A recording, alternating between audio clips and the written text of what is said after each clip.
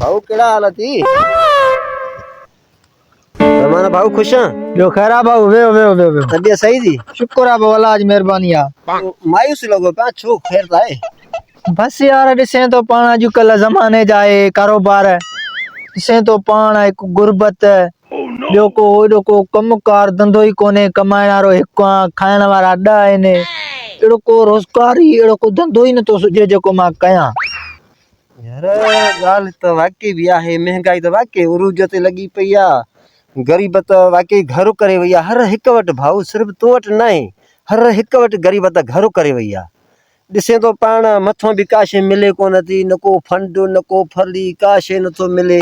सही ॻाल्हि थो चएं यही ॻाल्हि आहे अवाम गरीब वञे त काॾे वञे का वाह ई नाहे का ॻाल्हि ई नाहे न अहिड़ो को हुक्मरान आहे जेको ग़रीब जी ख़िदमत करे न अहिड़ो को अमीर आहे जेको ग़रीब सां मदद करे।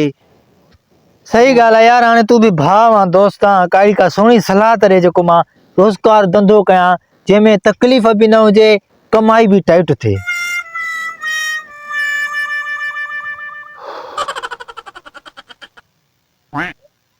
रहमान हिकिड़ी ॻाल्हि ॿुधाई? हा भाऊ ॿुधाए। थोड़ो आहे तकलीफ़ आहे हाँ थोड़ी तकलीफ़ थींदी रोज़ी जे ख़ातिर। यार हाणे उहा कहिड़ी शइ आहे जंहिंमें तकलीफ़ न आहे ज़रूरु रोज़गार कंदासीं 5 रुपया कमाईंदासीं तकलीफ़ त थींदी न। पेट त पालणो आहे न इहा ई बच्चा बि पालणा आहिनि पेट बि पालणो आहे। सही ॻाल्हि आहे। हाणे हिकिड़ी सलाह ॾियां हा ॿुधाए। कंदे ज़रूरु? हा बाबा मरां तो बुख त कीअं न कंदुमि चरियो आया। इंशाल्लाह रोज़ी अहिड़ी थींदे जो दुआऊं कंदे मुंहिंजे बच्चनि खे बि दुआऊं कंदे। हाँ हा हा वाड़े वाह छोकिरा वारो कर ॿुधाए न। हाणे हिकिड़ो कमु कर। हा ॿुधाए। कहिड़ो? कहिड़ो?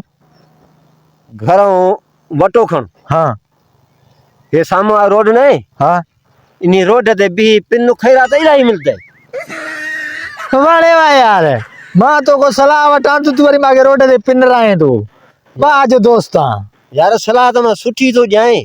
छॾ यार इहो बि को धंधो आहे पिना वञी छा माण्हू चवंदा तूं ई सुभाणे अची चवंदे लानताड़ो ॾींदे यार हे ॾिस मुंहिंजो दोस्त पिने वरितो।